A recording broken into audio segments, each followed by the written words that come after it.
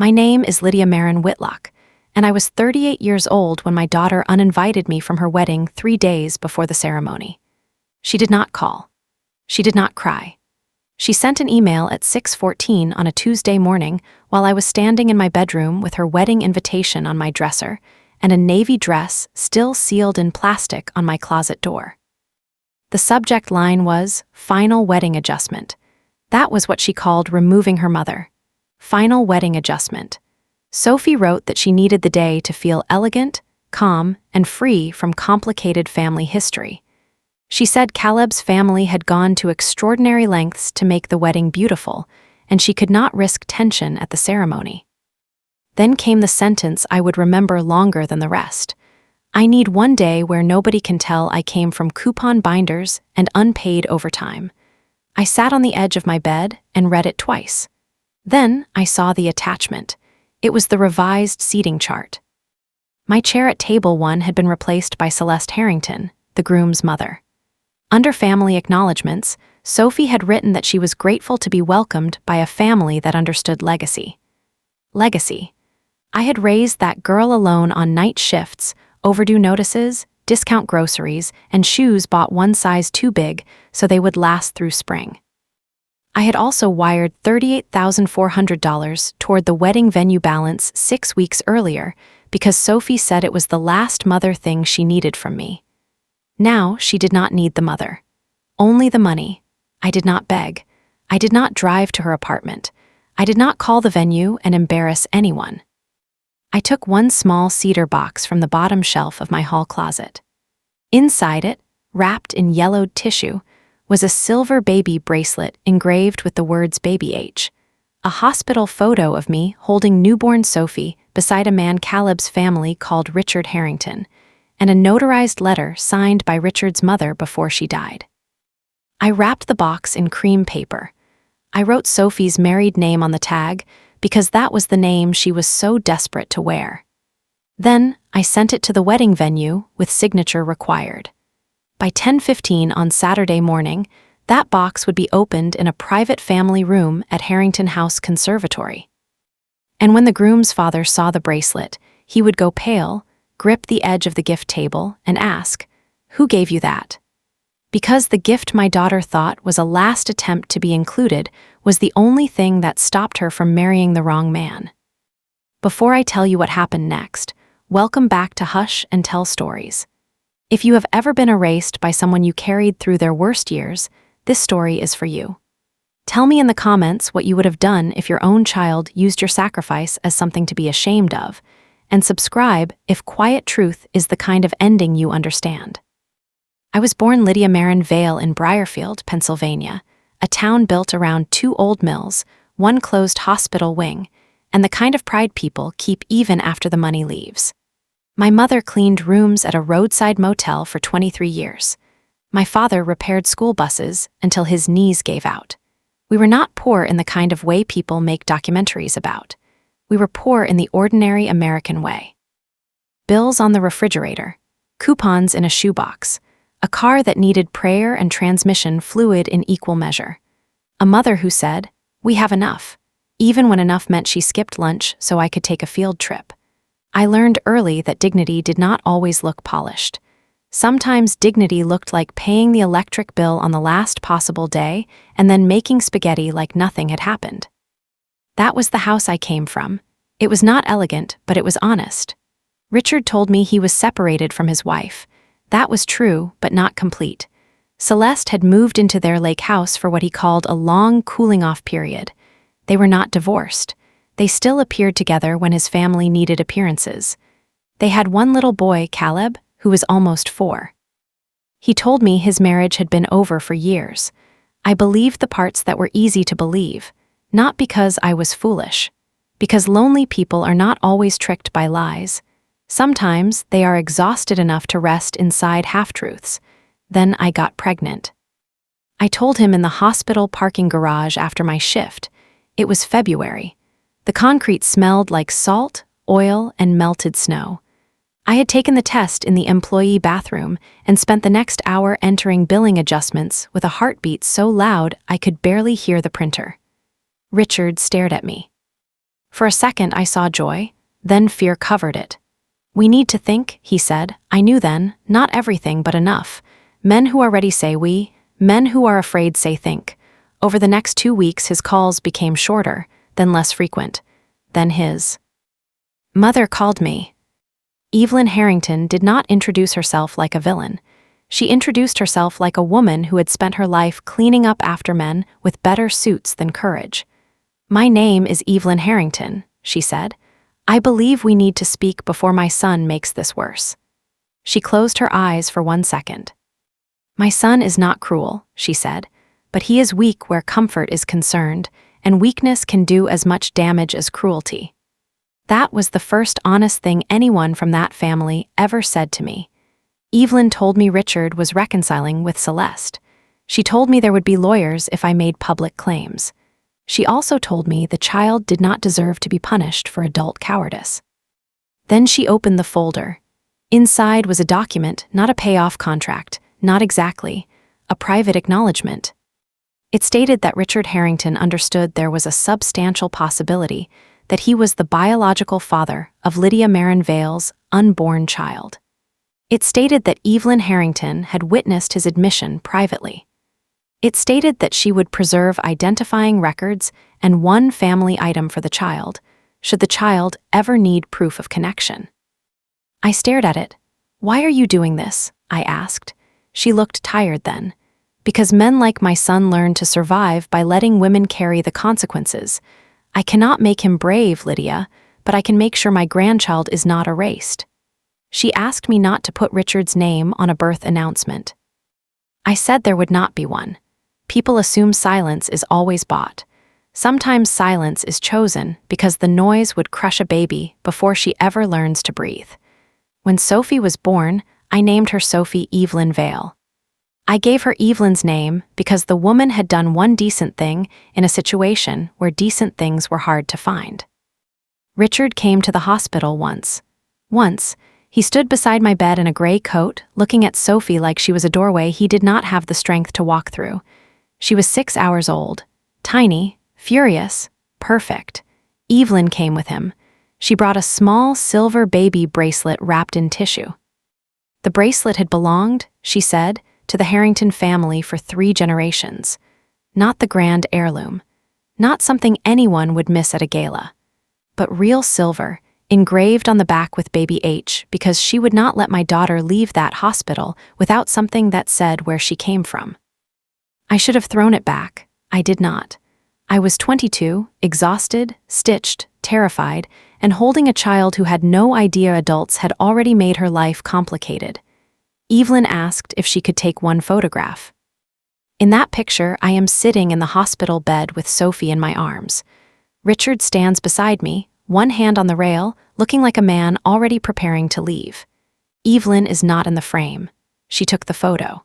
2 weeks later, I received the notarized letter and a copy of the photo in the mail.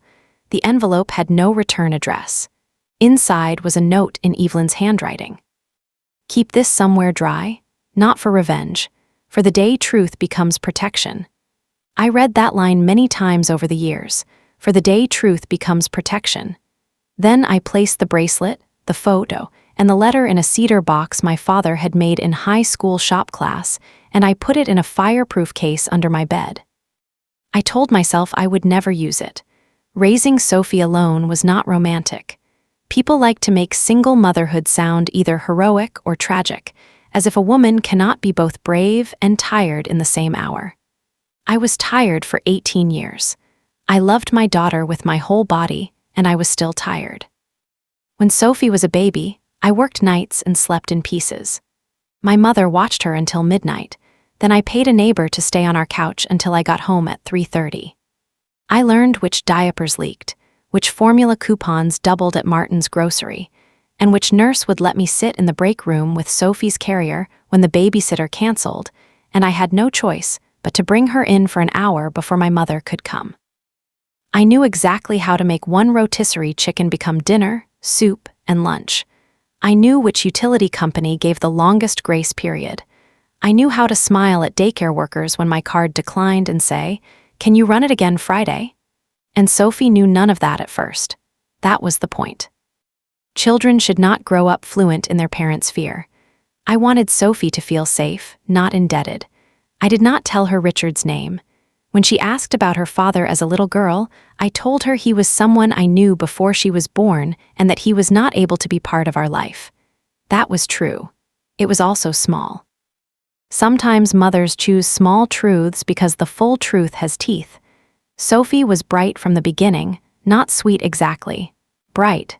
She noticed everything: the brand of other children's backpacks, the color of teachers' shoes, which mothers came to school pickup in yoga clothes and which came in scrubs. She could hear the difference between old money and new money before she knew either phrase. At 7, she asked why we lived in an apartment and not a house with stairs. I told her stairs were not proof of happiness. She frowned like she did not believe me. At 9, she asked why I clipped coupons when other mothers just tapped their cards. I said, because tapping a card without money behind it is not magic. She did not laugh. At 11, she stopped inviting friends over.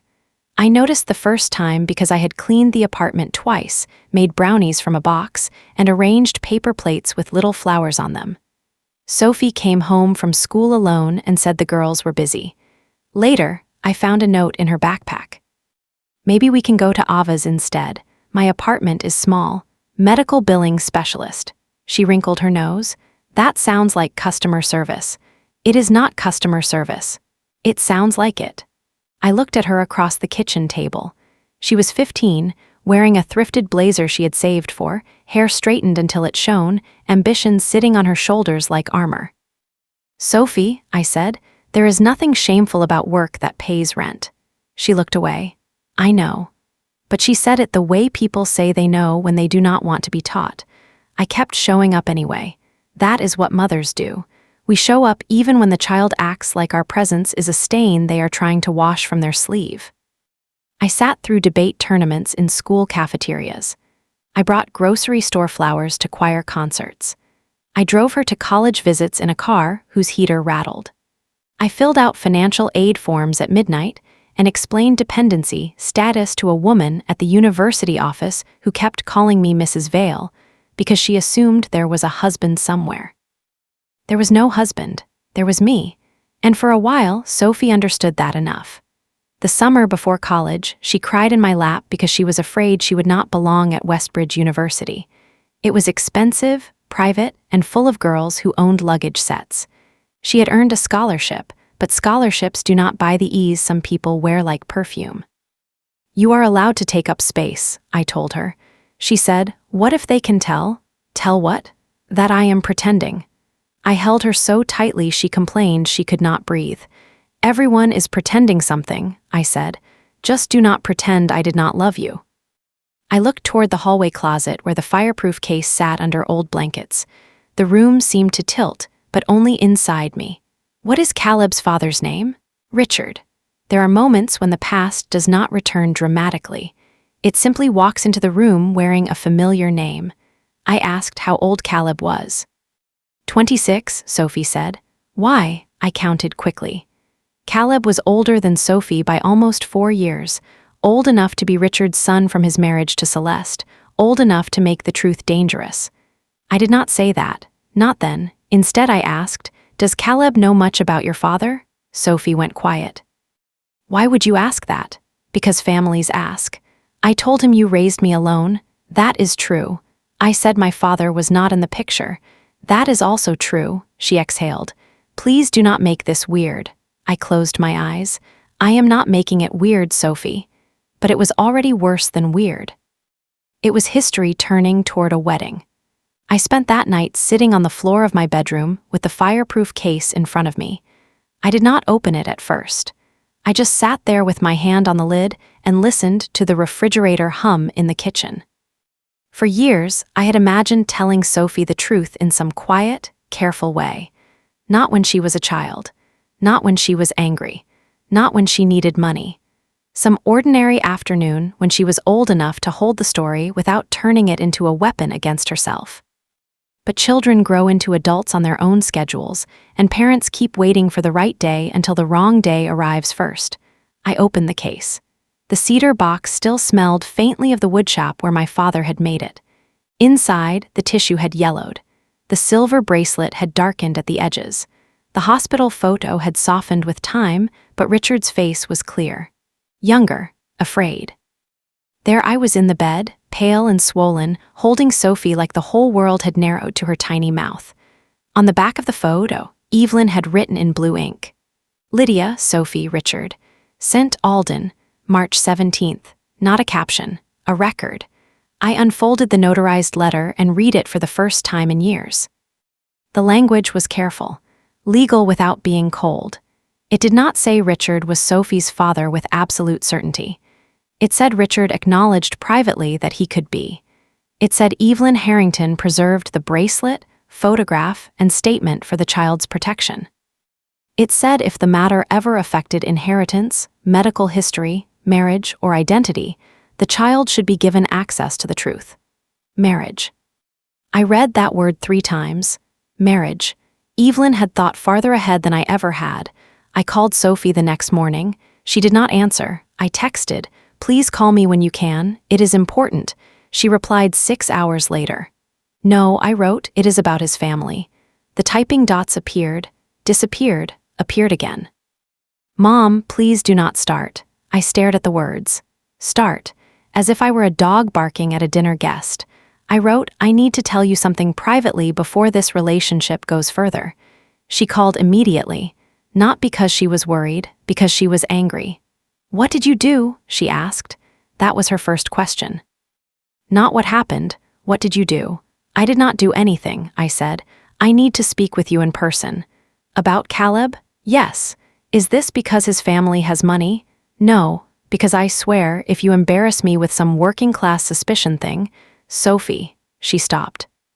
I rarely used that tone, not loud, just firm enough to remind her I had named her before anyone else had opinions. "You need to know something about Richard Harrington." She laughed once, sharp and nervous. "Why would you know anything about Richard Harrington?" "Because I knew him before you were born." Steady. Not important, not difficult, steady. Sophie watched me the whole time, her eyes sending messages across the table. "Do not say too much. Do not mention money. Do not be yourself in a way that costs me." When the wedding came up, Celeste placed a cream folder on the table.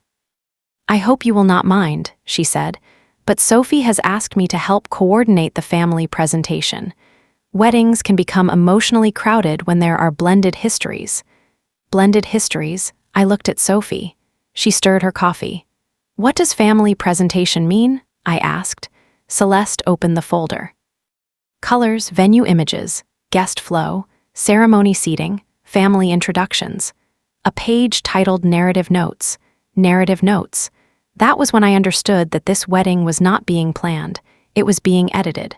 Celeste said, "A wedding is not just a ceremony, Sophie, it is a family's public introduction. We want the story to feel clear." I looked at my daughter. "What story?" Sophie did not meet my eyes. Celeste answered for her. "One of love, legacy, and new beginnings." I wanted to say that new beginnings built on omissions become old lies quickly. I did not. Not in that restaurant. Not with Caleb smiling at me like he genuinely wanted us to get along. Instead, I said, "I would like to be included in decisions involving my role." Sophie's mouth tightened. "Of course," Celeste said. She lied beautifully. The money request came in April. Sophie asked to come home for lunch, which should have warned me. By then she treated Briarfield like a childhood illness she had recovered from. She arrived in a cream sweater, gold hoops, and perfume that made my kitchen smell like a department store. I made chicken salad because it had always been her favorite. She barely touched it. "Mom," she said, "I need to ask something difficult." I folded my napkin. "How much?" Her eyes flashed. "Why do you always assume it is money?" "Because you use that voice when it is money." She looked away. The venue balance was due in 10 days. Harrington House Conservatory required final payment earlier than expected because of a private garden installation and security arrangement. Celeste and Richard were covering most of the wedding, Sophie said, but there were expenses tied to the bride's side. Florals, welcome bags, a private brunch, photography upgrade, something called heirloom table styling, which sounded like paying someone to arrange rich people's objects near candles. How much? I asked again. 38,400. I actually laughed, not because it was funny, because the number was too large to enter the room politely. Sophie, I know it is a lot. It is more than a lot. I would not ask if it was not important. Important to whom? To me. There it was. The answer beneath every polished explanation. To me. I stood and carried our plates to the sink, though neither of us had finished. My hands needed something ordinary. I do not have that kind of money sitting in a drawer. But you have the account Grandma left. My mother had died 2 years earlier and left me a small life insurance payout. Not wealth. Safety. The kind of money a woman like me keeps because pipes burst, cars fail, bodies age, and nobody is coming with a rescue plan. That money is my emergency fund, I said. Sophie's face softened in the way it did when she wanted something. I know, and I hate asking, but this is the last big thing, the last mother thing I need from you before the wedding. The last mother thing. I should have heard the warning in that. Instead, I heard my child asking for help. That is one of motherhood's cruelest traps. Sometimes manipulation arrives wearing the voice you once heard crying from a crib. I told her I needed to think. She cried then, carefully. Not dramatic enough to seem false, but enough to remind me of every time she had been small and I had fixed what I could. She said Caleb's family had been generous. She said she did not want them thinking her side could not contribute. She said she wanted one day where nobody pitied her. I sat back down. Sophie, I said, poverty is not contagious. Her face hardened. You do not understand how people judge families like ours. Families like ours. Not people like us. She had already stepped away. Is this it? Renee asked, turning her monitor. Harrington and Vale wedding weekend. Not Whitlock. Not my married name from a brief courthouse marriage after Sophie was grown, a marriage that ended kindly and left me with a last name I kept because changing documents is its own punishment. Vale. Sophie had gone back to my maiden name on the site because it sounded cleaner beside Harrington. I leaned closer. There were engagement photos, a story of how they met. A section titled Families. Under Caleb, there were paragraphs about Richard and Celeste Harrington, their commitment to civic beauty, historical preservation, and philanthropy. Under Sophie, there was one line. Sophie was shaped by the quiet generosity of loved ones who taught her what legacy means. No mother, no Lydia, no night shifts, lunch money, scholarship forms, winter coats, or hands that shook after overtime. Then I saw the bridal party page. Celeste Harrington was listed under special family honor. Second mother, second mother. I stood in the billing office break room with a paper cup of coffee cooling in my hand and felt something inside me fold, not break. Breaking is loud. Folding is quieter. Folding is what happens when you realize the person you protected from the truth has used your silence to erase you. I printed the page. Renee did not say anything. She simply handed me the paper warm from the printer. That evening, I called Sophie. She did not answer. I sent one text. I saw the website. We need to talk. She replied the next morning. Please do not make the website about you. The mother of the bride had become extended family. I called the planner, a woman named Amara Keene, who sounded exhausted in the way only wedding planners and emergency room nurses can. I believe there is an error, I said. She paused. With your seating. With my existence. That got a small breath from her. I explained calmly that I was Sophie's mother. Amara clicked through something. I am sorry, Ms. Whitlock. I have you listed for ceremony attendance but not processional, portraits, or family table. Who provided that information?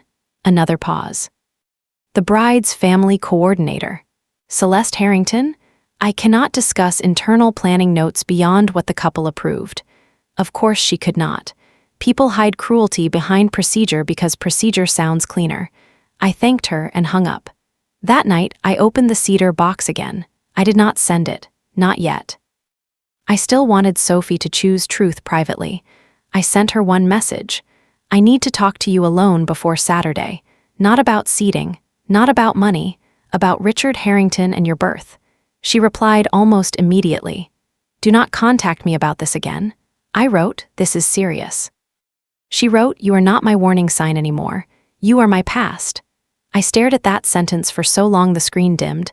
Then I took a screenshot. I did not cry. I made tea. I lined the documents on the table. Wedding uninvite, bank receipt, website printout. Sophie wanted them for styling, not for me to wear, for a photograph. I walked to the bedroom, took the navy dress from the closet door, and laid it on the bed. The tag was still tucked under the sleeve. I had bought it after 3 trips to the store because I wanted to look like myself, but a little softer. A little less tired. A little more like the mother of the bride in photos I had once imagined keeping on a shelf. I touched the plastic cover. Then I took it off the hanger and folded the dress into its store bag. I did not mail the earrings. I did not answer the email. I called Sophie one last time. She sent me to voicemail, so I left a message. My voice did not shake. I am proud of that. "Sophie, this is not about a seat anymore. It has not been about a seat for a long time. I have tried to tell you privately that Richard Harrington was part of my life before you were born.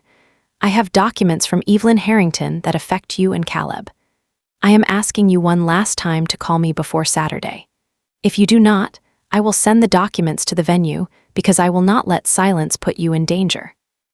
Then I hung up. 10 minutes later, she texted, "If you send anything humiliating, I will never forgive you." I typed one sentence. "I can live without foe. Forgiveness. I cannot live with letting you marry a lie." Then I stopped. There are moments when a mother has to choose between being loved and being responsible.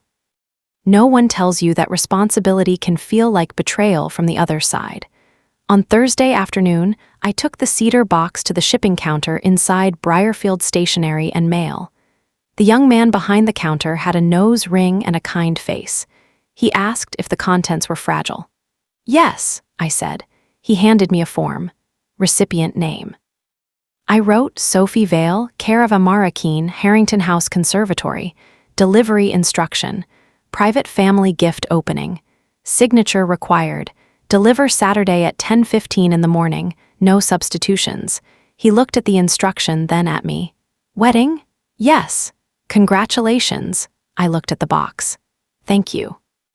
It seemed easier than explaining that I was mailing the past into a room where I had been told not to exist. The package cost $58.70 for timed courier delivery. I paid in cash and kept the receipt. The clerk placed a bright orange signature sticker on the cream paper. It looked ugly. Necessary, but ugly. That felt appropriate, not because I was going, because the dress had deserved better than being shoved away like shame. At 9:58, the tracking page changed. Out for delivery. I sat at the kitchen table with my phone, the printed documents, and my mother's pearl earrings in a small dish beside me. At 10:17, the package was signed for by A. Keene. I breathed out. The truth had arrived. What happened inside Harrington House Conservatory, I learned later from 3 people. Amara the planner, Caleb, and Richard Harrington himself. I will tell it the way their accounts lined up. The private family gift opening was supposed to be soft and elegant. That was Celeste's phrase. Soft and elegant. It was held in the East Library of the Conservatory, a room with green velvet chairs, botanical prints, and tall windows looking out over wet gardens. The wedding dress hung upstairs. Florists moved buckets of white roses through the hallway. A string quartet tuned in the ceremony room. Guests had not arrived yet, except immediate family and the wedding party. Sophie sat on a cream settee wearing a silk robe with bride embroidered on the sleeve. Celeste sat beside her with a clipboard. Caleb stood near the fireplace, already dressed except for his jacket. Richard came in late, apparently annoyed by a call from someone at the company. There were gifts arranged on a round table. Things from relatives, a crystal frame, a silver serving set, a wrapped album from Caleb's grandmother. Then Amara brought in my cedar box. She said it had arrived by timed courier and required Sophie's signature, but Sophie was having makeup done, so Amara had signed as the designated planner. Celeste asked who sent it. Amara checked the card. It says from Lydia Whitlock. The The room changed, not loudly. Rooms like that never change loudly. They tighten. Sophie said, "Put it aside." Caleb said, "It is from your mom, maybe you should open it." He reached for the table and asked, "Who gave you that?" Nobody answered. He picked up the photo. His hand started shaking. Celeste stood. "Richard?" He did not look at her. He looked at Sophie, then at Caleb, then back at the photo. "Where is Lydia Vale?" he asked. Sophie's voice broke. "That is my mother." Caleb moved closer. "What is going on?" Celeste took the photo from Richard's hand, looked at it, and sat down hard in a gold reception chair. That image stayed with me, not because I saw it, because everyone who described it used the same words. Sat down hard, as if all her elegance had suddenly weighed too much. Richard whispered, "Oh God." Caleb said, "Dad." No answer. Sophie grabbed the letter and unfolded it so fast the paper tore slightly at one corner. The notary seal was still visible. Evelyn's signature was still blue. Richard reached for it. Sophie pulled it away. "No," she said, "you do not get to read it first." Then she read it, not all of it. Enough. She read Evelyn's name, Richard's name, my old name, the statement that Richard had privately acknowledged the possibility of paternity, the line about the child's protection in matters of inheritance, medical history, marriage, or identity. Marriage. Caleb stepped back. That was the movement everyone remembered. One step, then another. As if distance could create oxygen, Sophie looked at him. "Caleb," he held up one hand. "Do not, just that, do not." Celeste turned to Richard. "Tell me this is some poor woman's delusion." Richard looked at the photo again, then at the bracelet, then at the letter his own mother had signed. "No," he said, "her name was Lydia, and I remember the bracelet." Something happened to Sophie's face then, Amara said, not grief yet, not even fear, a kind of blank refusal. The mind protecting itself from a truth too large to admit in one piece. "This cannot be real," Sophie said. Richard sank into the chair beside Celeste. "I was told the matter was handled." That sentence nearly destroyed him in the room, from what Caleb later said. Handled. Celeste turned on him with a quietness that frightened everyone more than shouting would have. "You had a child." Richard looked at Caleb. "I did not know for certain." Caleb said, "You knew enough." There are sentences sons say that fathers spend the rest of their lives hearing. That was one. Sophie stood, still holding the letter. "My mother did this," she said. Nobody answered, because in that moment everyone understood I had not created the truth. I had only stopped it from being ignored. Then Sophie said something that told me exactly how frightened she was.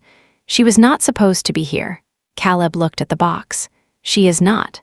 That was when Amara stepped in. She was practical. Thank God for practical women in rooms where rich people are discovering consequences. She said the ceremony had to be paused immediately. She said the officiant needed to be told there was a family emergency. She said guests could be delayed in the garden room. She said no one should discuss details until legal and medical confirmation happened. Celeste said, "The guests are arriving." Caleb looked at her. "Then send them home." Sophie stared at him. "You are canceling the wedding?" Caleb's face, I am told, looked destroyed. "I do not know if you are my sister." That sentence is the kind nobody recovers from quickly. The string quartet stopped tuning. Someone upstairs started calling Sophie's name. Outside, guests began stepping from cars beneath white umbrellas. Inside the East Library, the wedding ended before the aisle ever saw the bride. My phone rang at 10:39. "Sophie," I let it ring once. Twice. On the third ring, I answered. She did not say hello. "What did you do?" I looked at my mother's pearl earrings in the dish. "I sent you the documents I asked you to look at privately. You destroyed my wedding." I stopped it. "You destroyed it." "Sophie, where is Caleb? Do not say his name like you care." "I care enough not to let you marry him without knowing." She made a sound I had never heard from her before, half sob, half rage. "You could have told me." I tried. "No, you could have told me before, years ago, my whole life, you lied to me." That was the first honest accusation she had made. I accepted it. "Yes," I said, "I kept part of the truth from you." She was breathing hard. "Why?" Because when you were little, the truth would have given you a father who was not brave enough to be one. When you were older, I waited for the right moment too long. That is on me." She went quiet. Then the anger returned because anger is easier than grief. "You waited until my wedding. I called you when I learned Caleb's last name. You made it sound insane. I said I knew Richard before you were born. You always make everything about old Payne." "No," I said. "This time old Payne had a name on your wedding license." Silence. I heard voices behind her. Celeste, maybe Caleb, maybe someone crying. Sophie lowered her voice. "Do you hate me?" That question almost undid me. I pressed my fingers to the edge of the table. "No. Then why would you humiliate me like this?" "Because I love you more than I need you to like me today." She began crying then, not the careful crying from my kitchen, not the polished kind. A child's broken cry trapped in an adult woman's throat. "I cannot breathe," she said. "Sit down. Do not mother me. I am still your mother." She sobbed harder. I said nothing for a moment. Sometimes the kindest thing is not to fill a silence a person needs to collapse into. Then I said, "Listen to me. Find a private room. Drink water. Do not answer questions from guests. Do not post anything. Do not let anyone make you sign or say anything today. Tell Caleb I am sorry he found out this way. Tell him I tried to prevent it." She laughed bitterly. "You are giving instructions?" "Yes, of course you are." "Yes," I said, "because even now I am trying to keep the damage from spreading farther than it has to." Unknown number, Sophie again, Amara Keen, unknown number, then Caleb. I did not answer Caleb at first. I did not know what right I had to his grief. But he called again 5 minutes later and left a voicemail. His voice was rough. "Ms. Whitlock, this is Caleb Harrington. I am not calling to blame you. I just need to ask whether you truly believe Richard Harrington is Sophie's father. Please call me when you can. I need to know what I am standing in." What I am standing in, that was exactly right. Not drama, not scandal, a floor that had disappeared. I called him back. He answered immediately. I heard rain behind him, or maybe a fountain. "Ms. Whitlock? Lydia is fine." "I cannot call you Lydia right now. Fair." "Okay." He took a breath. "Did you know before Sophie and I got engaged? I knew the pose. Sibility when she told me your father's name. Possibility. Yes, I do not have a DNA test. I have Richard's private acknowledgement, his mother's statement, the hospital photo, and the bracelet. But you believe it." "Yes." He was silent for a long time. "My father has not denied knowing you.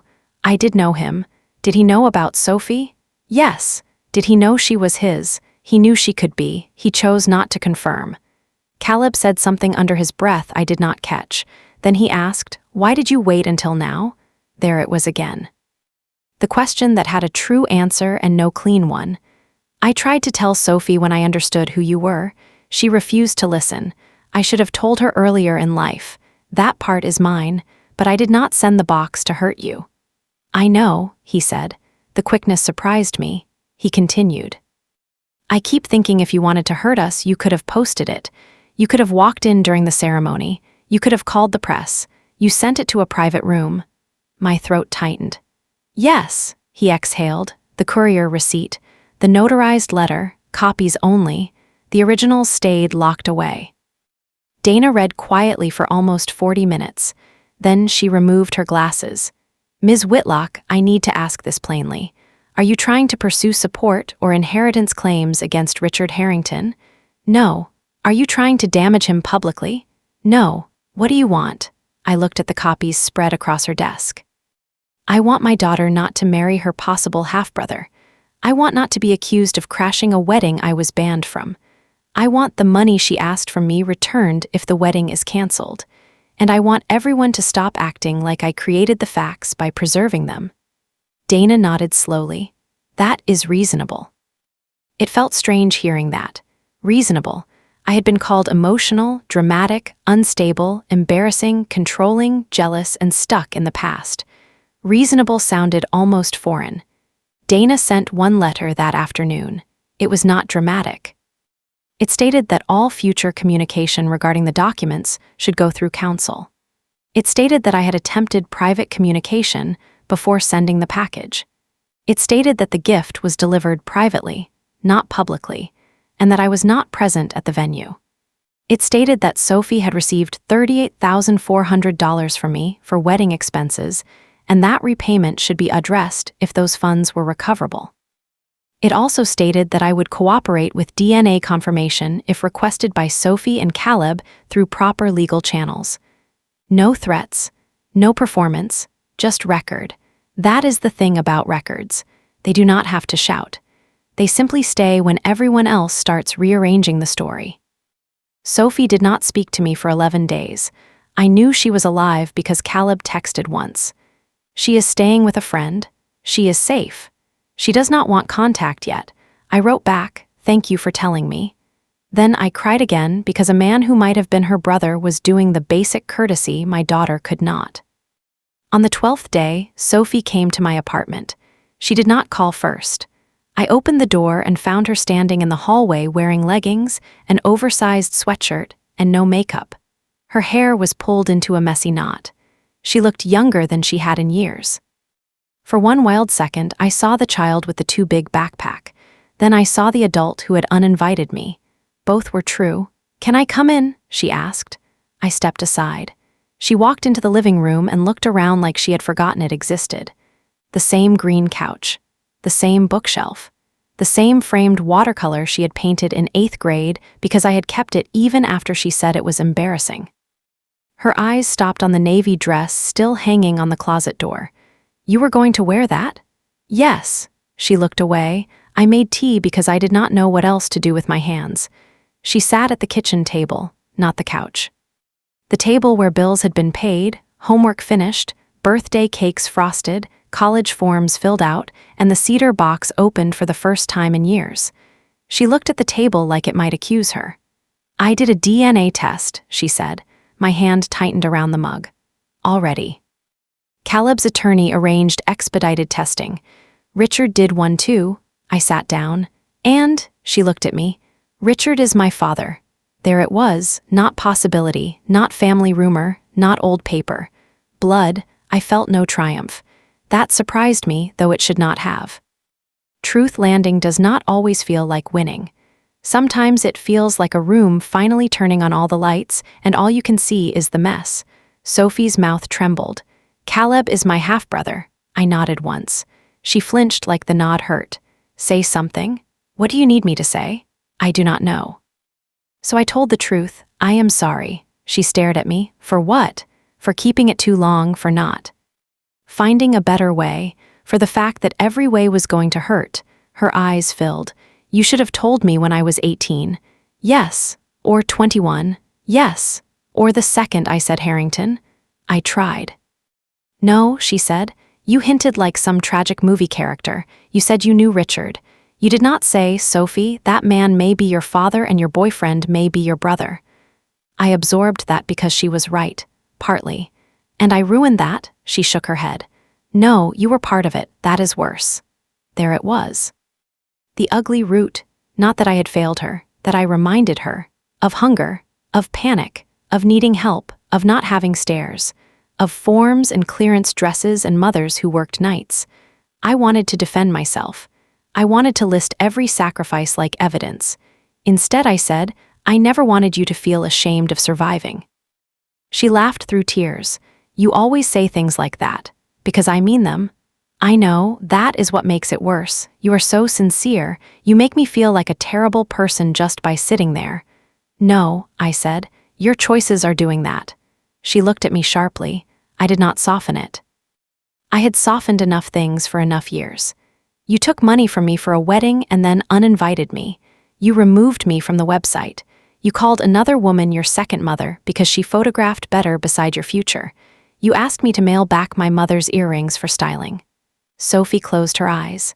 "Stop." "No." Her eyes opened. I kept my voice calm. "You came here because the DNA test confirmed I was telling the truth, but the truth about Richard does not erase the truth about what you did before the box arrived." She stared at me. Then she whispered, "I know." Those 2 words were small. They were not enough, but they were something. She reached into her tote bag and took out an envelope. "I cannot pay all of it back at once." I looked at it. What is that? $5,000. Caleb's family recovered some deposits. Celeste wanted to keep arguing about who paid what, but Caleb said your money was not theirs to hold. She pushed the envelope toward me. I will pay the rest. Monthly, I wrote it down. Inside was a cashier's check and a handwritten repayment schedule. $38,400, minus $5,000, monthly payments, no interest listed. I looked up. You do not have to do it this way today. Yes, I do. Why? Because if I do not start with the money, I will try to make the apology pretty and useless.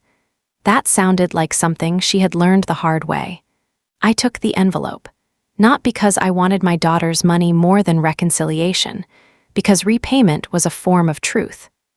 And because my mother's emergency fund had deserved to remain an emergency fund, not become a ticket to my own erasure. He accepted that. Good. Men like him should have to sit in sentences they cannot charm. Sophie did not attend that meeting. She was not ready to see him. Caleb did not either. From what I heard later, Caleb moved out of his apartment with Sophie 2 days after the wedding was canceled. He stayed with a friend. He texted Sophie once a week at first, then less. Not cruelly, carefully. They were grieving something that had been real and impossible at the same time. That is its own kind of horror. Loving someone and learning the love cannot continue because adults before you built a bridge over a sinkhole and called it fate. Celeste filed for separation from Richard by the end of summer.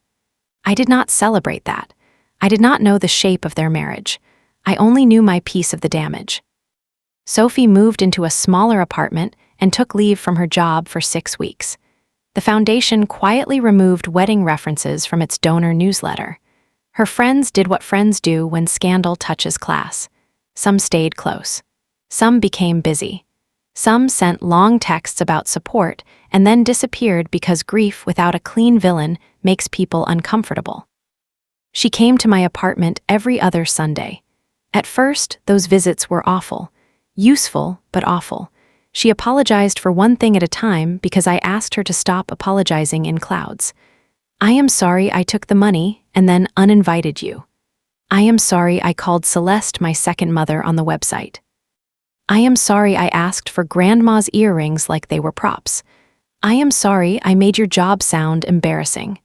Each apology landed differently. Some I accepted. Some I said I needed time. That surprised her. The old me would have rushed to make her feel better.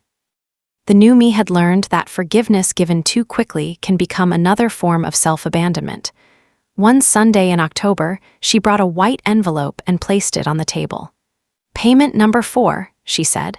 I opened it later. She had written a note inside.